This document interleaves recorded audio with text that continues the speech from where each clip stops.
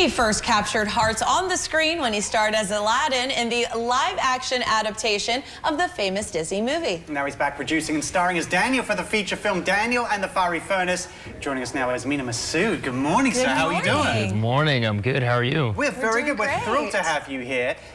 Tell us about this new project. What drew you into it, and what made you want to, what inspired you to want to be part of this? Well, biblical films are having a moment right now, biblical productions. And I'd kind of been circling a few for the last couple years, and this is the one that stuck, so I'm excited for people to see it. Awesome. Yeah. When people go to see this film, what do you really hope that audiences take away from it? It's really a movie about standing up for your faith, having conviction in what you believe in, and also I want people to kind of think about what it is that they idolize in a way, or what they hold up to the highest regard. I think all of us, for some of us that's family, for some of us that's our God, our faith, but it can also be some very materialistic things. So I want people to kind of take a look at that and really ask themselves that question. We can't have you win without touching on Aladdin. I mean, it's something I'm sure that when anyone sees you, they do a double take first of all, and obviously, people love the film. People love that whole story as well. Clearly it changed your life. I mean, what was that like as an experience, and how has it changed things for you? Yeah, it was, it was fantastic. It was so many years ago for me now. I mean, I shot that film in 2017. Right. So coming up on 10 years, 9, 10 years, but it was an incredible, start to my American professional career.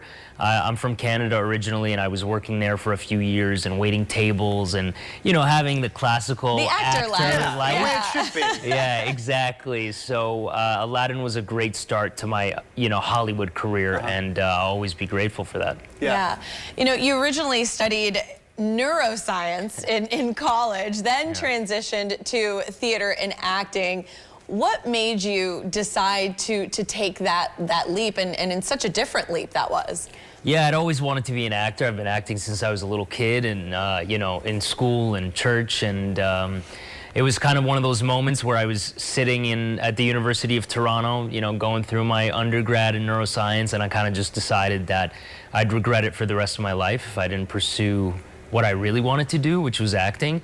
So I took that leap of faith, and ended up getting into theater school, which was very hard. It was a difficult program to get into, and I kind of just decided, I got to take a shot at this. Well, a lot of actors will fall back on going back to waiting tables. You could potentially go fall back into neuroscience. Yeah. That's a great opportunity if things didn't ever work out for you. Yeah, it'd be a lot more years of school, but yeah, hopefully I don't have to do that. Right. Yes, yeah. Well, can you share a bit more of maybe what you have that's coming up as well beyond this? Maybe some projects you're working on as well? Yeah, I've been going back to Egypt, which is where I'm from as well, and acting over there. It's always been a dream of mine to go back to where I'm from and act in a different language. So I have a film out right now called In Broad Daylight that people can check out on Amazon.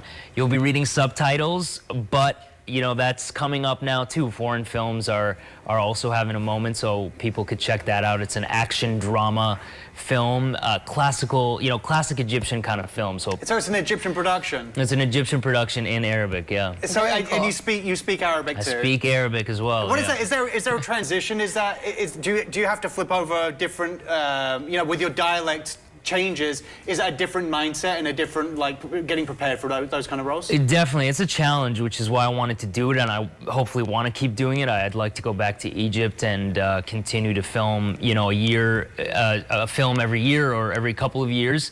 It is definitely a challenge, and something that it definitely turns on a different part of your brain, because it's another kind of thing that you have to think about when it's not your most fluent language, I'll say, even though it was technically my first language. Yeah, well, thank you so much for joining us this morning. Thanks for having me. Pleasure. Yeah, we're looking forward to it. Daniel and the Fiery Furnace premieres September 18th, and you can learn more by heading to daniel.movie.